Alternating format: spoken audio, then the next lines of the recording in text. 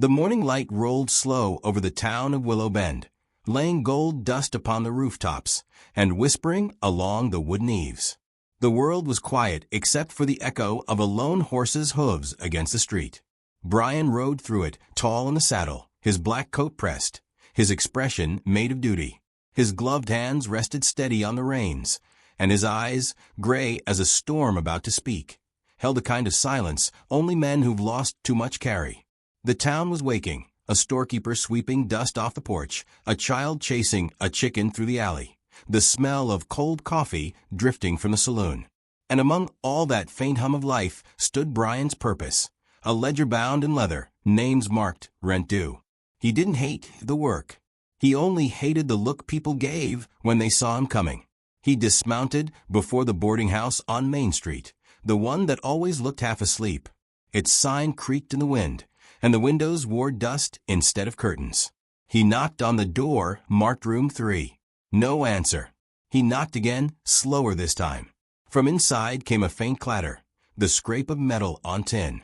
He pushed the door open, careful, expecting some excuse or a quick lie. Instead, he found a young woman sitting on the floor by the window, eating what looked like the cold remains of beans from a pan. The sight stilled him. She wasn't frightened at first, just startled, then ashamed. Her shawl was thin, her hair loose and tangled, her boots scuffed raw. Her face, though pale with hunger, still held something stubborn, like a candle refusing to die. She rose quickly, brushing her skirt. "I was going to pay you, sir. I just needed a little more time." He stood there, ledger still in hand, watching the way she straightened her back, as if pride could hide the emptiness in her belly. The room was small and bare, with a single cot, a table missing a leg, and no fire in the stove. The air smelled of metal and loneliness. "What's your name?" he asked quietly. "Blair," she said. Her voice was soft, steady. "Blair Hensley." He nodded, glancing around once more. "You've been behind on rent 3 months." She nodded too, eyes down. "I know. The tailor's closed last spring. I was working there, mending clothes, stitching dresses. But folks stopped buying when the railway took business out east." Her words fell into the silence, like stones in a well. He looked at her hands, red, rough from work, and saw that they shook when she set the pan aside. He thought of his own mother years ago, boiling potatoes 3 times over to stretch one meal through a week. "You can't stay here much longer," he said. "This place isn't fit for a person. Roof leaks, stove's cold. You'll freeze before December." She gave a faint, almost amused smile. "I'll manage. I always do." He should have turned away. He should have written her name in his ledger, marked evicted, and gone on to the next door. But something about her stillness pinned him. Maybe it was the quiet courage in her eyes, or the way she didn't beg, didn't soften her words to please him. Just stood there, proud and small, holding her ground. She turned to gather her things, a worn shawl, a tin cup, a folded letter. As she bent, her hand braced against the wall, her body swayed a little. The weakness wasn't loud, but he saw it. Hunger had a way of showing itself in small ways, a stumble, a pause too long, a breath that didn't finish. He said it before he could stop himself. "Lady, get your stuff and come." She froze, her fingers gripping the wall. "Come where?" He drew in a breath, his voice low. "My ranch. I could use help keeping the house in order. You can work off what you owe." Her gaze sharpened. "I don't need charity. I'm not offering it," he said. "Just work. Fair trade." Silence stretched between them. Outside, a wagon rumbled past. Wind pushed through the broken window frame, curling her hair across her cheek. Then she nodded, slow, cautious. "All right. Work it is." By the time they stepped outside, the sun had climbed high enough to show the gossip starting to bloom. Mabel, the widow who ran the laundry, leaned out her window. "Brian Holt," she muttered to another woman. "Collecting rent or collecting strays now?" They both laughed, voices like nails against the morning air. Brian didn't glance up. He loaded Blair's small bundle of belongings onto his wagon. She stood beside him, jaw set, eyes forward. The people could whisper all they wanted. The road out of town was long and silent, the land stretching wide with yellow grass and restless wind. Neither spoke for miles. Finally, Blair said, "You always bring tenants home?" "No," he said. "You're the first." She looked away, hiding the faintest curve of surprise in her lips. "Then maybe I should be honored." He almost smiled. Maybe. The ride carried them through the hills, where the prairie opened like a wound under the sun. Crows followed them, black wings slicing the sky. He noticed she was shivering again and offered his coat. For a long moment she didn't take it, then quietly pulled it over her shoulders. The gesture was small, but something shifted in the air, less distance, less defense. By the time the ranch appeared, weathered fences, red barn, smoke rising faint from the chimney, the sun had begun to lean west. Sam, the old ranch hand, stepped out from the stables. "Well, I'll be," he said, scratching his beard. "Didn't know we was hiring new help." "Didn't either," Brian replied. "But we are now." Sam tipped his hat toward Blair. "Ma'am." She nodded, her voice faint.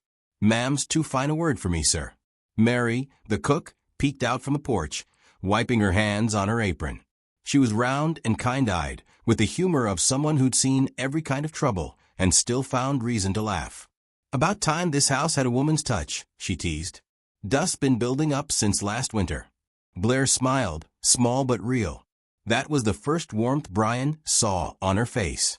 The days that followed changed things in ways neither expected. Blair worked quietly, always with purpose. She scrubbed floors, fixed curtains, mended Sam's torn shirts, and somehow made the old place smell like life again. Brian would find her humming under her breath while stirring stew, or out feeding the hens before sunrise, her hair catching the pale light like gold thread. He watched her more than he meant to. He told himself it was because she worked hard, that he respected her effort. But when she laughed softly at something Mary said, he felt that echo deep inside, like the sound of a door unlocking somewhere he thought long sealed. At dusk, she'd sit on the porch, wrapped in his old coat, staring at the horizon. Sometimes he'd sit beside her. They didn't speak much. They didn't need to. The silence between them wasn't heavy anymore. It was gentle, like rain that knew the soil was ready. Then came the night. The sky broke open. A storm rolled in from the west, black and fierce, lightning tearing the clouds apart.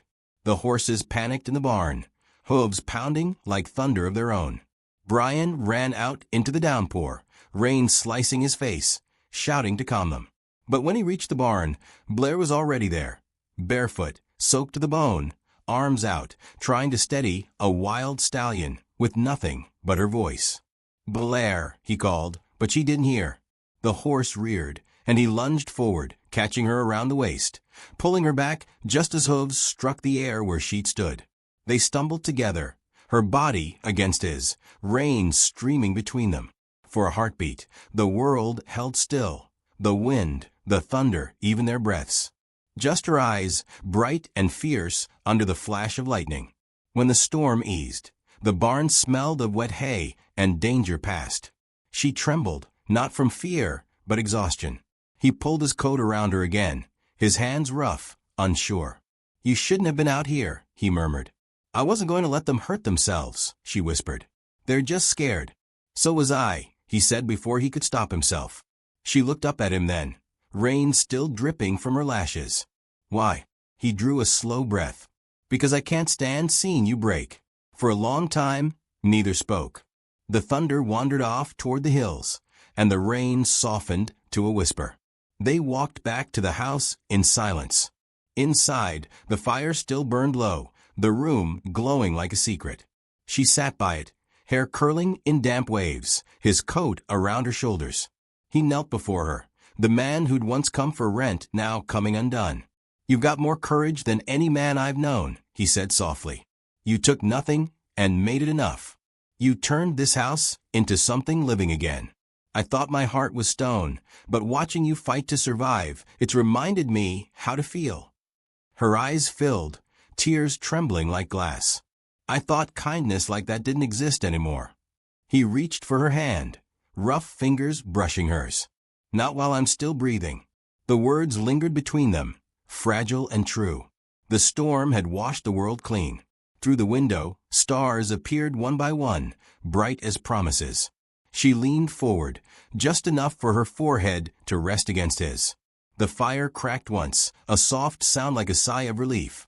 Outside, the night stretched wide and calm, and the ranch stood still beneath a sky that finally knew peace. Somewhere in that silence, they both understood. He hadn't come to collect what was owed.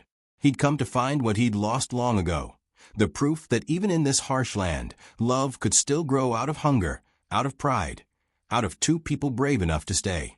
And for the first time in years, Brian smiled, not the kind meant for show, but the kind that lives deep, unspoken, in the heart. Before you ride off, tell me where in the wide world you're watching from.